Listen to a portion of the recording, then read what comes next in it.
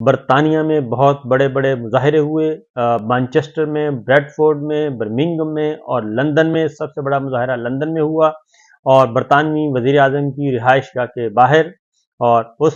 گلی میں جہاں پہ برطانوی وزیر اعظم مقیم ہے، تو وہاں پہ بہت بڑا جلسہ ہوا جس میں قاسم خان سوری، شیر افضل مروت، زلفی بخاری اور دیگر رہنماؤں نے خطاب کیا، اور وہ خطاب بہت زیادہ سخت تھا، اور اس میں رہنماؤں نے اپنے اپنے انداز میں بتایا، قاسم خان سوری نے بتایا کہ کس قسم کے مظالم اور کس طریقے سے ان کو میسج دیے گئے، پیغامات بھجوائے گئے، دھمکیاں دی گئیں ان کی بیوی کے بارے میں، ان کی بیٹی کے بارے میں، ان کے بچوں کے بارے میں کہ ہم یہ کر دیں گے، ہم وہ کر دیں گے۔ تو قاسم خان سوری صاحب نے بھی اپنے ساتھ ہونے والے مظالم کے بارے میں آگاہ کیا،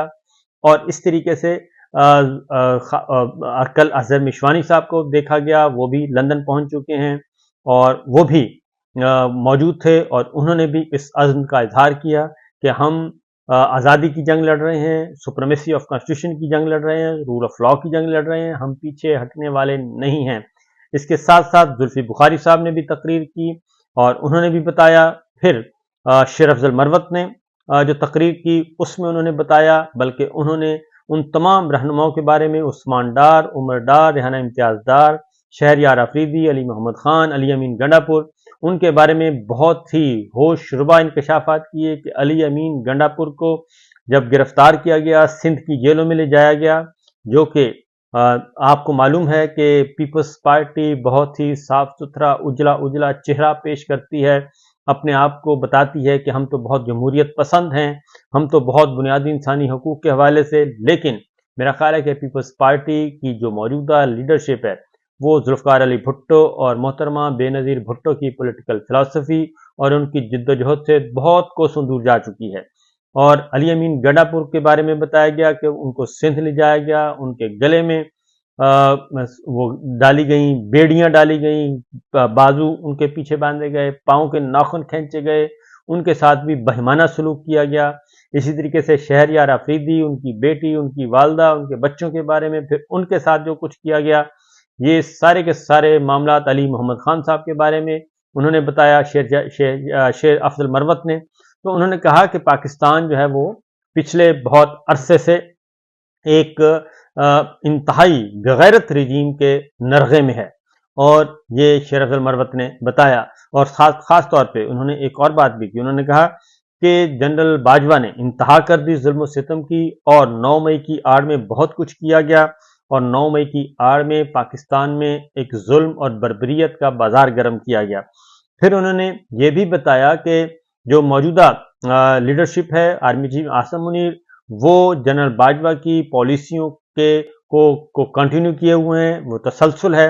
اور یہ سب کچھ صرف اس لیے کیا جا رہا ہے کہ پاکستان تحریک انصاف کو کچلا جائے۔ اس پر انہوں نے کہا کہ پاکستان تحریک انصاف اور خود وہ اور باقی رہنما بالکل تیار ہیں، اور ان کا کسی قسم کا کوئی اختلاف نہیں ہے۔ جس وقت عمران خان صاحب کہیں گے، پارٹی کہے گی، ایک ایسا احتجاج کیا جائے گا، ملک بھر میں پاکستان سے نکلیں گے لوگ اور وہ حکومت کو لے ڈوبیں گے۔ تو یہ کل بہت ہی امپورٹنٹ نوعیت کی یہ ایونٹس تھے اور دنیا بھر میں تھے، اور بہت عرصے کے بعد اوورسیز پاکستان تحریک انصاف کے لوگ نکلے اور انہوں نے اپنا احتجاج ریکارڈ کروایا۔ دوسری جانب پاکستان میں ایک نئی پالیٹکس شروع ہونے جا رہی ہے جی، اور اس میں ایک عزم استحکام نام سے ایک فوجی آپریشن شروع کیا جا رہا ہے، لیکن میرا اپنا خیال ہے کہ جو حال استحکام پاکستان پارٹی کا ہوا وہی عزم استحکام کے ساتھ ہوگا، کیونکہ عزم استحکام ابھی ڈرائنگ روم میں بیٹھ کے فیصلہ ہی کیا گیا ہے، اور اس میں ابھی اناؤنس ہی کیا گیا تھا کہ اس کے بعد فوری طور پہ شدید ترین رد عمل سامنے آیا ہے، اور خاص طور پہ خیبر پختونخوا کی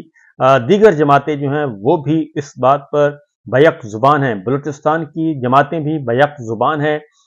جو خاص طور پہ اپوزیشن میں ہیں۔ حکومت کو تو آپ رہنے ہی دیں، کیونکہ پیپلز پارٹی، مسلم لیگ نواز، MQM، انہوں نے تو اپنا سب کچھ قربان کیا ہوا ہے اور بوٹ پالش کر رہے ہیں، اور بوٹ پالش کر کے وہ اپنا سروائیول کی طرف بڑھ رہے ہیں، کیونکہ فارم 47 انہوں نے لیا ہوا ہے، مجبور ہیں، اور نہ صرف مجبور ہیں بلکہ لاچار بھی ہیں۔ اور انہوں نے تو ہلنا نہیں. تو باقی جماعتیں خاص طور پہ پاکستان تحریک انصاف اکیلی نہیں ہے، اس میں باقی بھی جماعتیں ہیں، اور خاص طور پہ فاٹا، سابقہ فاٹا جو ہے وہاں سے ارکان وہ سب کے سب بیک زبان ہوئے اور بھرپور قسم کا احتجاج بھی ہو رہا ہے، اور انہوں نے اس عزم استحکام آپریشن کو مسترد کر دیا ہے. نہ صرف مسترد کیا ہے بلکہ یہ کہا ہے کہ ہم اس پہ مزاحمت کریں گے. اور کل اسد کیسر صاحب کی ملاقات ہوئی مولانا فضل الرحمان صاحب سے، اور اس میں بھی اسی 1 پوائنٹ ایجنڈا تھا، کیونکہ پختون بھائی ہمارے ایک طویل عرصے سے پرائی جنگوں کی وجہ سے ان کی نسلیں جو ہیں وہ اس جنگ کی نظر ہو گئیں، ان کو بے گھر ہونا پڑا، لاکھوں لوگوں کو بے گھر ہونا پڑا، اپنے گھر بار چھوڑنے پڑے، کیونکہ یہ مناظر میں نے خود کور کیے ہوئے ہیں، بہت اچھی طرح کور کیے ہوئے ہیں، اور بلوچستان کے ایریاز میں بھی کیے ہوئے ہیں، خیبر پختونخوا میں بھی، فاٹا میں بھی، ہر جگہ ہم نے باقاعدہ یہ ساری کے ساری کوریج کی ہوئی ہے، ہم نے دیکھی ہوئی ہے تباہی. اور خاص طور پہ بالکل پیک جو تھی اس وقت آپریشن کی، سوات آپریشن ہو یا باقی دہشت گردی کے خلاف جنگ، ہر جگہ میں نے یہ کوریج کی ہوئی ہے. تو اس لیے پختون جو بیلٹ ہے، پختون بھائی ہیں ہمارے، وہ اس بارے میں ایک نئی لڑائی، نئی جنگ، نئے آپریشن کو قبول کرنے کے لیے بالکل بھی تیار نہیں. اب دوسری اس کے پیچھے کچھ اور بھی چیزیں سامنے آ رہی ہیں کہ یہ صرف محض فوجی آپریشن نہیں بلکہ یہ سیاسی آپریشن بھی ہے، اور اس کے پیچھے سیاسی محرکات ہیں. اور وہ سیاسی محرکات یہ ہیں کہ خیبر پختونخوا میں، کیونکہ پاکستان تحریک انصاف ایبسلیوٹ میجورٹی اس کے ساتھ ہے، اور مور دین 90% خیبر پختونخوا کے عوام پاکستان تحریک انصاف اور عمران خان صاحب سے جڑے ہوئے ہیں، وہ کسی قسم کی کوئی کمپرومائز کرنے کے لیے تیار نہیں. اور خیبر پختونخوا وہ صوبہ ہے کہ جو 8 فروری کو جہاں پہ فارم 47 تقسیم کرنے کی بھی جرت نہیں ہوئی، ورنہ وہاں پہ فارم 47 تقسیم کیے جا سکتے تھے، لیکن وہاں پہ پہلے ہی دن 8 فروری کی ہی شام کو سوات میں 2 جانیں جو ہیں وہ ضائع ہو گئیں، اور 2 نوجوانوں نے اپنی جان قربان کی کہ دھاندلی قبول نہیں کریں گے، جس کے بعد خیبر پختونخوا میں دھاندلی نہیں ہو سکی، نتیجے چوری نہیں ہو سکے، اور پاکستان تحریک انصاف کی حکومت ہے. اس کے پیچھے جو محرکات ہیں وہ سیاسی ہیں، اور سیاسی محرکات کے بارے میں اب آہستہ آہستہ لبکوشائی کی جا رہی ہے کہ اس کا مقصد کچھ اور ہے. اس کا مقصد خیبر پختونخوا میں پاکستان تحریک انصاف کی حکومت کو توڑنا ہے، زوڑ توڑنا ہے،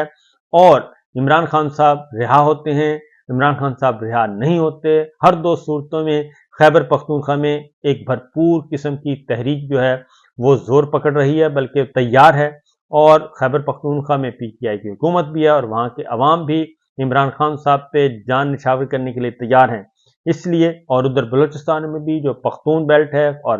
سردار اختر مینگل صاحب ہیں، وہ بھی پاکستان تحریک انصاف کے ساتھ اتحادی ہیں، اس لڑائی میں شریک ہیں. تو جماعت اسلامی ہے، سنی اتحاد کونسل ہے، مجلس وحدت المسلمین ہے،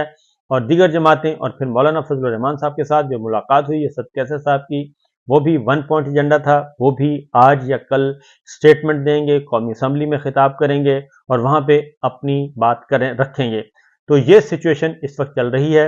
اور ایک ایکسٹینشن نہیں بلکہ 2 ایکسٹینشن کی باتیں دوڑ رہی ہیں، گردش کر رہی ہیں خبروں میں بھرمار طریقے سے، اور بڑے بھرپور طریقے سے خبروں میں یہ گردش ہے کہ ایکسٹینشن 1 نہیں 2 ہونے کو جا رہی ہیں، اور یہ ساری چیزیں جو اس وقت ڈسکس ہو رہی ہیں